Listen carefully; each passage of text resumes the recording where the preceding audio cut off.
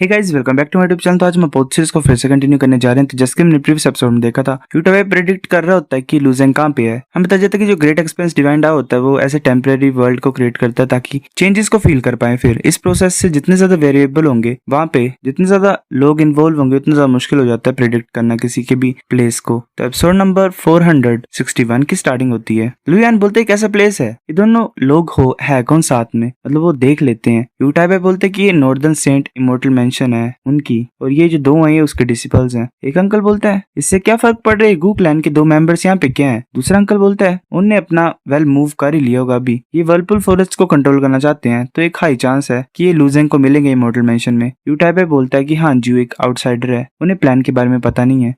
ऐसे you शेनफेंग powerful है पर उसके दिमाग में कुछ प्रॉब्लम है। सिर्फ जिंग वू हान जो है उन्हें पता है प्लान के बारे में, और जैसे कि उसकी एबिलिटीज हैं ये इतना ज्यादा डिफिकल्ट नहीं है उसके लिए कि क्या गैस करना है, मतलब कैसा होगा नेक्स्ट मूव। लूजेंग शायद नॉन कॉम्बैट जोन में जाएगा। लुयान बोलती है पर हमें 2 से 3 साल और वेट करना पड़ेगा डाउट डिस्कशन के लिए, है ना। यूटाइब बोलता है कि तुम्हें वेट नहीं करना है, और मतलब तुम और ज्यादा वेट नहीं कर सक रहे हो। लुयान बोलती है कि 3 और साल, मैं इतने ज्यादा सालों से वेट कर रही हूँ। वो सोच रही होती है कि मैं कब अपने ब्रदर से दोबारा मिलूंगी। यूटाइब बोलते 2 साल, सिर्फ 2 साल ही बचे हुए हैं, हम डेफिनेटली उसे देखेंगे तब। पर मुझे लगता है कि लुजेंग जो है उसके पास टाइम नहीं होगा कॉम्प्रिहेंड करने के लिए जो पैसे तुम्हारे फादर ने पीछे छोड़ा हुआ है। लुयान बोलती है कि मैं कर सकती हूँ, मैं अपने ब्रदर को सरपास करूंगी, उसे फिर डिबेट को अटेंड करने की जरूरत नहीं पड़ेगी, मैं इससे खुद ब खुद कर सकती हूँ। यूटाइब बोलते यही अकेला रास्ता होगा। वो सोच रहा होता है कि लुयान भी एक्सेप्शनली गिफ्टेड है, तो वो लुजेंग अगर पार्टिसिपेट करेंगे डाउट डिस्कशन में साथ में इस टाइम, तो वो सबसे ज्यादा एक्साइटिंग डाउट डिस्कशन होगा। चलो ये होप करते हैं कि चीजें लुजेंग के लिए सही जाएं। लुजेंग ऐसे बैठा होता है, सोच रहा होता है कि कोई चीज जो जन्म से ही अननोन हो, हेवन और अर्थ के बर्थ से, तो उसकी कोई शेप नहीं होती है। उसकी जो नेचर होता है वो प्रोफाउंड होता है और उसकी आवाज सुनी नहीं जा सकती। मैं इसको सिर्फ नेचर के ऊपर ब्लेम कर सकता हूँ। वैली अभी संस्कृत समझने की कोशिश कर रहा है। वो सोच रहा था कि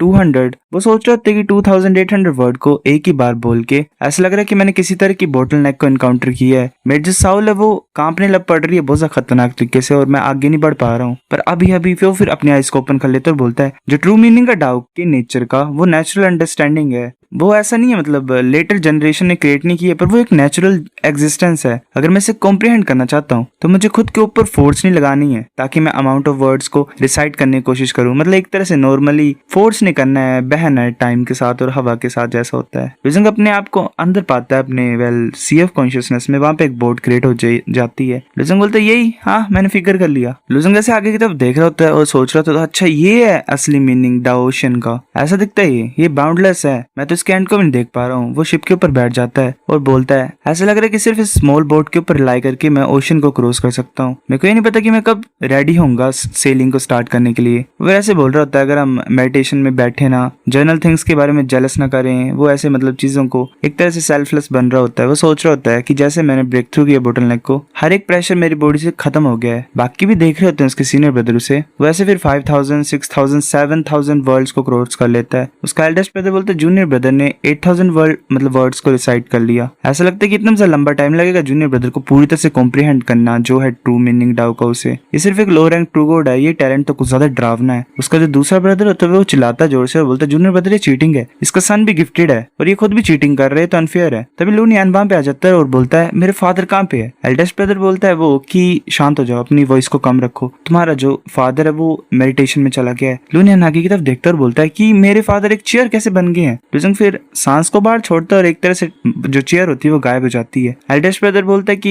ये वापस आ गया है और बोलते हैं कि ये एक ऐसी स्टेट होती है, ऐसी वंडरफुल स्टेट होती है, उसमें जो बॉडी होती है वो हर एक चीज को स्टिमुलेट कर सकती है जैसे मेडिटेशन में होती है। ये रानी की बात नहीं है कि जो स्केलेटन है वो सिमिलर ट्री रीजन को नॉन कॉम्बैट जोन में टर्न कर सकता है, मतलब कन्वर्ट कर सकता है। जो ट्रू मीनिंग है डाउ का वो ओरिजिन ऑफ लाइफ तक पहुंच सकता है। लुनियन बोलता है अच्छा गाइस मुझे पता है चैप्टर्स कुछ ज्यादा कंफ्यूजिंग हो रहे हैं, पर मैं सच्ची मुझे कुछ नहीं कर सकता इसके बारे में। लुजेंग बोलता है कि सीनियर ब्रदर तुमने अभी स्केलेटन के बारे में मेंशन किया, वो क्या चीज है। सीनियर ब्रदर बोलता है कि जैसे जैसे सिमिलर ट्री बड़ा हुआ वो एक स्केलेटन के साथ जुड़ गया था और वो एक नॉन कॉम्बैट जोन बन गया, क्योंकि जो ट्रू मीनिंग है डाउ का वो स्केलेटन से निकल रहा है और उस ट्रू मीनिंग ऑफ डाउ ने ऐसा कर दिया है उस प्लेस को कि वहां पे कोई भी फाइट नहीं कर सकता, सेंट्स भी नहीं। लुजेंग बोलते कि स्केलेटन्स ऐसा कर भी सकते हैं कि वो ट्रू मीनिंग ऑफ डाउ को ऐसा भी करवा सकते हैं। तो इसका मतलब जो ट्रू मीनिंग ऑफ डाउ उसने कॉम्प्रिहेंड किया होगा अपने मरने से पहले, वो तो कुछ ज्यादा डरावना होगा। सीनियर ब्रदर बोलता है हाँ तुम सही बोल रहे हो, ये मेरा सिर्फ गैस ही है, पर मैंने ऑलरेडी डिफाइन कर ली कि कल्टीवेशन क्या था, स्केलेटन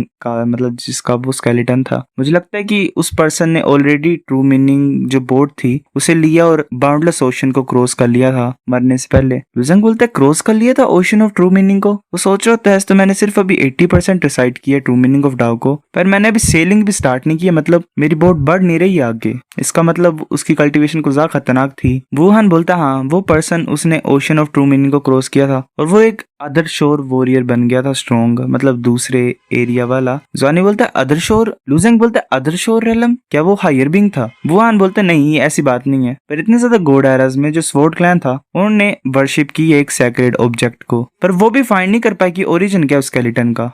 इसलिए उन सभी ने गोड डोमेन में जितने भी लोग हैं उन्हें बुलाते हैं और डिवाइन हाउस के ऊपर वो मतलब डिबेट करते हैं। जो स्वॉर्ड क्लैन है वही सबसे ज्यादा ऐसा ग्रुप है जो इंटरेस्टेड है ट्रू मीनिंग ऑफ डाउज में। जॉनी बोलते तो जो स्वॉर्ड क्लैन है उसकी कुछ ज्यादा डीप हिस्ट्री है।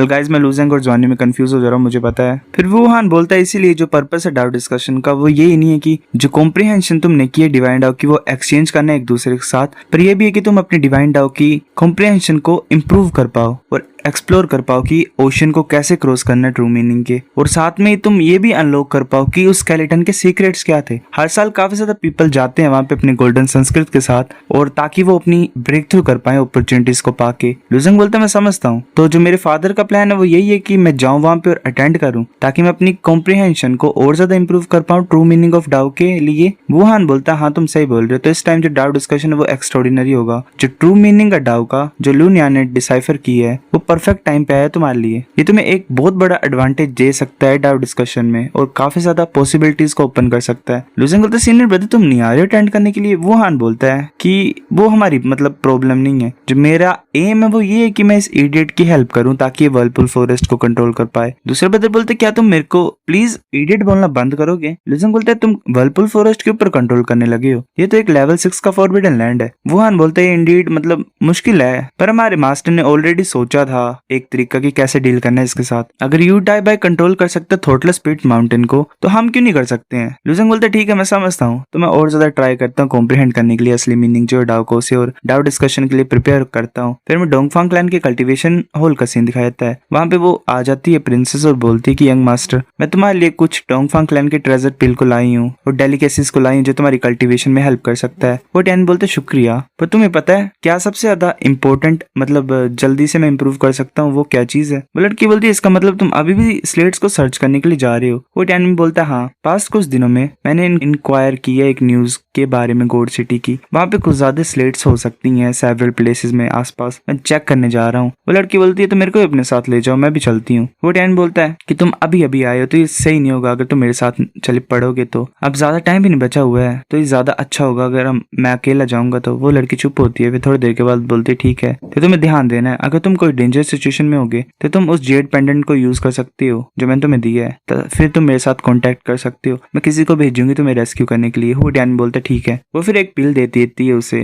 वो टैन उसे ओपन करता है और बोलता है ये तो एटलीस्ट 7 टाइम रिफाइंड पिल है ना? लड़की बोलती है कि सिर्फ 8 टाइम रिफाइंड पिल है हमारी ब्रांच की, अकेले मतलब अकेली एक ही है, ये मेरे को मेरे फादर ने दिया था, पर अभी मैं मिडिल रैंक ट्रू गॉड नहीं हूँ तो मैं इसे यूज नहीं कर सकती, तो तुम इसे रख सकते हो। वो टैन बोलता है कि तुम इसे मुझे दे रहे हो एक आउटसाइडर को, एक अकेली 8 टाइम रिफाइंड पिल वो भी तुम्हारी ब्रांच की? वो लड़की बोलती है अगर तुम सक्सेसफुली ट्रायल को पास कर सकते हो तो हम फैमिली बन जाएंगे, और जब तुम डोंगफांग क्लैन के फ्लोटिंग आइलैंड में जाओगे अपने टैलेंट के साथ तो तुम्हारे पास चांस होगा और भी ज्यादा 8 टाइम रिफाइंड पिल को पाने के लिए। वो टैनमिंग उसकी तरफ देखता है, वो सोच रहा था ये जो 8 टाइम रिफाइंड पिल है ये मेरी मिडिल रैंक ट्रू गॉड के डिवाइन स्पार्क को स्टेबलाइज करने में हेल्प कर देगी और मेरे डाउ क्लाउड्स को जो फॉर्म होंगे उसकी प्रोसेस को थोड़ा सी बढ़ा देगी, मतलब एक्सेलरेट कर देगी, फिर मैं टॉप रैंक ट्रू गॉड जल्दी बन सकता हूँ। वो बोलता है शुक्रिया तुम्हारे गिफ्ट के लिए, पर मैं भी तुम्हें मतलब तुमसे कुछ पूछना चाहता हूँ, क्या तुम प्रिजन आइलैंड के बारे में कुछ जानते हो? लड़की बोलती है कि प्रिजन आइलैंड डोंगफांग क्लैन के सबसे ज्यादा इंपॉर्टेंट प्रिजनर जो होते हैं वहां पे डाले जाते हैं, वो बॉटम में है फूशांग डिवाइन ट्री के। ये जो प्रिजनर होते हैं ये ऐसे तो ट्रेटर्स होते हैं हमारे क्लैन के, या फिर ऐसे लोग होते हैं जिन्होंने क्लैन के साथ कुछ गलत किया है। यंग मास्टर तुम ऐसी मतलब इस चीज के बारे में क्यों पूछ रहे हो? वो टैन बोलता है उस दिन मैंने ग्रेट परफेक्शन ट्रू गॉड देखा था जिसे प्रिजन आइलैंड में लेके जाया जा रहा था, तो मैं क्यूरियस हो गया, वो सोच रहा था मेरे को एक रास्ता फाइंड करना पड़ेगा जिससे मैं एक्सप्लोर कर पाऊँ कि फूशांग डिवाइन ट्री के नीचे क्या है। लड़की बोलती है मुझे पता है कि ऐसी चीजें होती हैं जिसे तुम मेरे को नहीं बताना चाहते हो, पर मैं ये सजेस्ट करती हूँ तुम्हें कि प्रिजन आइलैंड से दूर ही रहना। अगर तुम मरना नहीं चाहते हो, हमारे पास पावर नहीं होगी तुम्हें रेस्क्यू करने के लिए। वो डैनी बोलता मैंने माइंड बना ही ली है, इस पिल को खाने के बाद मैं स्लेट्स को फाइंड करने के लिए चल पड़ूंगा। लड़की बोलती ठीक है मैं तुम्हें यहाँ पे मतलब यहीं पे छोड़ के जाती हूँ दोस्त। ये टोकन है तुम्हें अलो करेगा गोड सिटीज में ऐसे मूव करने के लिए जो कि फूशांग डिवाइन ट्री के आसपास है। वो डैनी बाहर होता है, देख रहा होता है नीचे की तरफ, वो सोच रहा होता है कि यूकिंग ने बोला कि जो प्रिजन आइलैंड है वो डिवाइन ट्री के नीचे है, कि वहां पे भी एक प्रिजन होगी इस मतलब सिटी के नीचे भी। जो सिटी है ये क्लोज है फूशांग डिवाइन ट्री के ट्रंक से। जो क्लाउड्स है यहाँ पे वो कुछ ज्यादा डार्क है, क्या ये होगा प्रिजन आइलैंड? आगे तब देख रहा होता है वो। सो गाइस एपिसोड नंबर 461 अगर आपकी वीडियो तो लाइक करनी है, लाइक कर दो, शेयर कर दो, साथ कमेंट करके बता अगर आपकी वीडियो कैसी लगी, सब्सक्राइब करो। तब तक के लिए बाय बाय।